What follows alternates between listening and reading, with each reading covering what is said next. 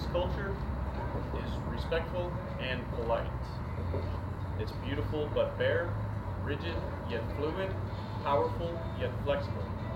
Their humility can be found in their homes, their architecture, their clothing, and even their speech. Their focus on the group's greater well-being and their selflessness has traversed through many centuries and has been preserved to this very day. Allow me to share a little bit of what I've learned after my researches on the Japanese culture, specifically in regards to their nonverbal communication.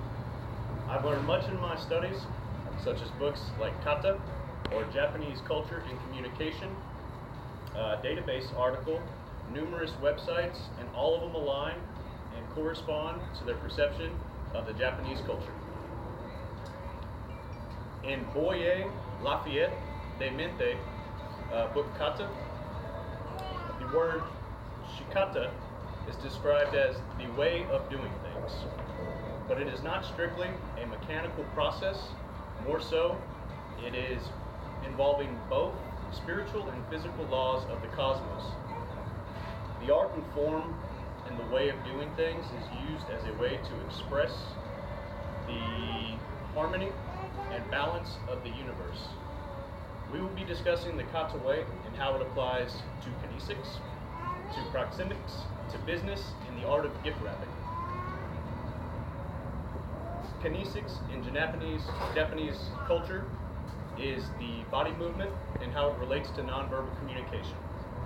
First, it starts with the bow. On the Kyoshi website, there are two types of bows, both formal and informal. The Saikiri is a 45-degree bow, and that is used when deep gratitude, respect, or a sincere apology needs to be offered. The Kairi bow is maintained at 30 degrees, and we will get to that a little bit later. The Ashaku bow is the informal bow, and that's held at a 15-degree angle, commonly used amongst friends, or sometimes for those who have a social higher position than you.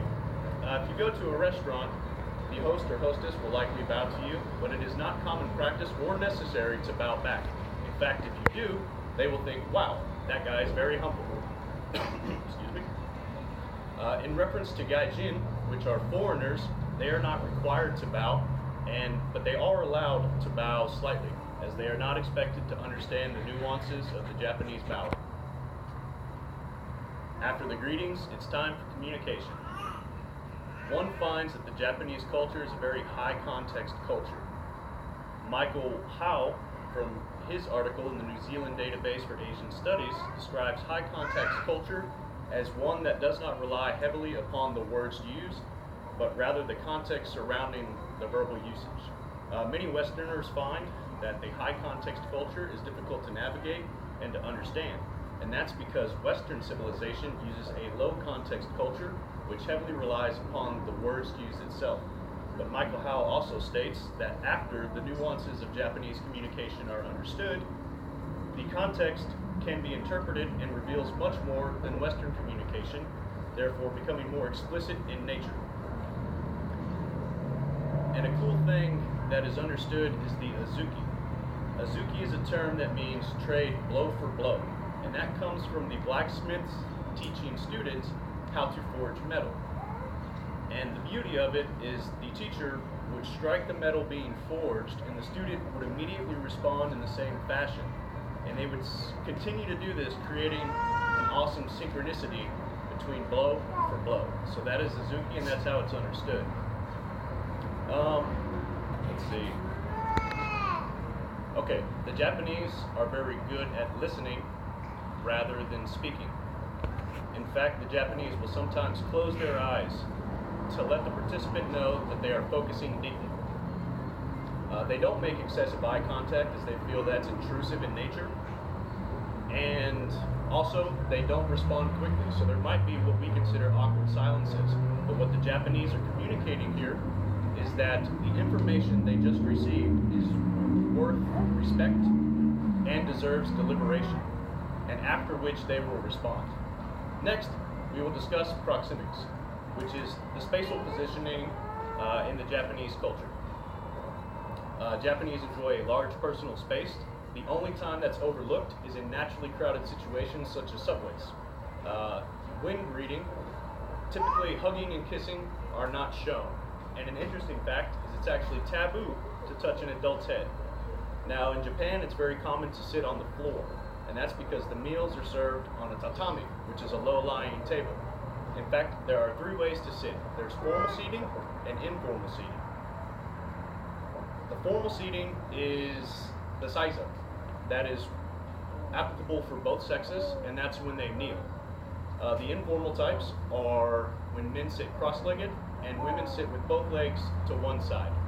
There is also a cultural seating order. The most important or honored guest will sit in the kamisa, which is the honored guest seat. And also, if there is a tokonoma present, the honored guest will sit in front of that. The host or least important person will sit closest to the door, while the most honored guest will sit farthest from the door. Lastly, we will talk about business and the art of gift giving. Business is highly ritualized, and it focuses on order and etiquette and process. Western civilizations and Western participants in business can and will be shown leniency if they show respect and interest in the Japanese culture. In reference to business, punctuality and formal attire is highly regarded. And in fact, very interesting fact, when you are given a business card, you must receive it with both hands, because Japanese take great pride in themselves and their business cards, and when you receive a business card, you must inspect it and look at it thoroughly and give it the respect that the other person gave when giving it to you. You treat the business card as the person would treat itself. It would have been nice to have. Sorry, participants. And in the manner of speaking, let's get through it. In the manner of speaking, it's normally conservative, so as to not appear brash or arrogant. Also in business, the seating is similar to that of dining. The most important person, the most powerful person, will sit farthest away from the door, and the least important person will sit closest to the door. Also, you do not introduce yourself to a group. You wait to be introduced, and also, you do not choose your seat. You wait to be seated. And now we will talk about furoshiki, which is the Japanese art of gift wrapping. Gift wrapping is very important in the Japanese culture, sometimes more important, and the wrapping itself can provide context as to the meaning of the gift. So depending on the wrapping, depending on the message the person wanted to give. Alright, so in conclusion, I have had a chance to share on some of the unique and beautiful cultural traits found in Japan. And now we know that the kata reaches and extends to multiple facets of everyday life. Today we talked about kinesics, we talked about proxemics, we talked about business, and we talked about the art of gift giving. And so now we can see how the kata has shaped the Japanese culture, and I believe it's beautifully stoic. They are saying so much while also saying so little. It's a low context culture. Well, the Western civilization is a low context culture, so sometimes we find it hard to understand. But after today, we can approach Japanese nonverbal communication and communication with more clarity, and we can start to see beauty in their stillness. Thank you.